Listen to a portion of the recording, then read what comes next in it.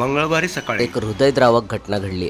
वावेघरचा 19 वर्षीय प्रतीक चव्हाण याचा दुचाकी अपघातात जागीच मृत्यू झालाय। कामावर वेळेत पोहोचण्याच्या घाईत त्याने घेतलेला वेगच त्याच्या मृत्यूचं कारण ठरलाय। सावळा गावच्या हद्दीत असणाऱ्या एका तीव्र वळणावर त्याच्या हिरो एक्स्ट्रीम MH46 CX8582 या दुचाकीवरील ताबा सुटला। वाहन झाडावर आदळलं आणि जोरदार धडक दिल्यामुळे प्रतीकच्या शरीरातून रक्ताची धार वाहू लागली।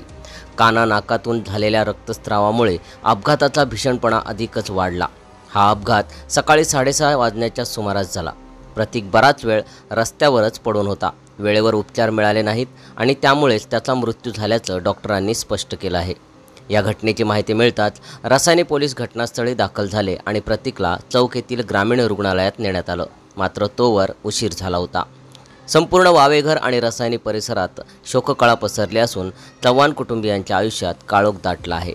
या घटनेचा अधिक तपास रसायनी पोलीस ठाण्याचे पोलीस हवालदार चौरे हे पोलीस निरीक्षक संजय बांगर यांच्या मार्गदर्शनाखाली करीत आहेत। सम्राट मराठी लाईव्हसाठी ब्युरो रिपोर्ट, रसायनी।